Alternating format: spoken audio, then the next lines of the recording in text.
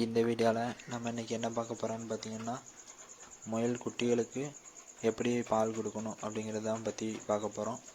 இது பார்த்திங்கன்னா, நம்ம பாக்ஸ் உள்ளே வைக்காம விட்டுட்டோம் கூண்டுக்குள்ளே. அதனால் முயலே ஒரு வாரத்தில் குட்டி போட்டுட்டு நம்ம பார்க்காம விட்டுட்டோம். அதனால் நம்ம தான் கையில் எடுத்து தனியாக பால் கொடுக்கணும். இதுவே நம்ம பாக்ஸ் உள்ளே வச்சுருந்தோம்னா முயல் அதுக்குள்ளே முடியை பிச்சு வச்சு அதிலே குட்டியை போட்டு அதுவே பால் கொடுத்து விடும். நம்ம அதை தொடக்கூட தேவையில்லை. இது பார்த்திங்கன்னா, நம்ம கவனிக்காமல் விட்டாச்சு இந்த தீபாவளி டைமில். அதிலே குட்டி போட்டுட்டு பாக்ஸ் வைக்கலை, வெளியவே கூண்டிலே குட்டி போட்டுட்டு. அதனால் நம்ம தான் கையில் எடுத்து இந்த மாதிரி பிடிச்சி அதுக்கு பால் கொடுக்கணும். கொஞ்சம் ஒரு வாரத்துக்கு இந்த மாதிரி கொடுத்துக்கணும். அதுக்கடுத்து பார்த்திங்கன்னா அதுவே கொடுத்துக்கிடும். பாருங்கள், நம்ம கையில் இப்படி எடுத்து தான் விடணும். ஃபோட்டோ இந்த வீடியோ எடுக்கனால ஒரு கையில் பிடிச்சிட்ருக்கேன். இல்லைனா ஒரு கையில் முயலை இப்படி தடவை கொடுத்துட்டே இருந்தால் போதும். அது குட்டிகள் அதுவே பால் குடிச்சிக்கிடும்.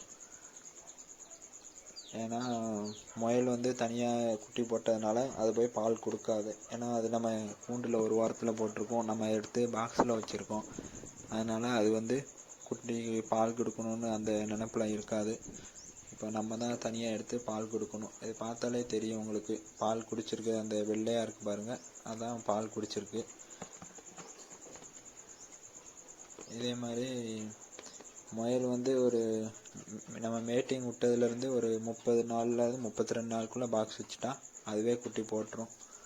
அது நம்ம வைக்காம விட்டாச்சு. இப்போ இதில் பாருங்கள், எல்லாமே நல்லா வயிறு ஃபுல்லாகவே பால் குடிச்சிருக்கு.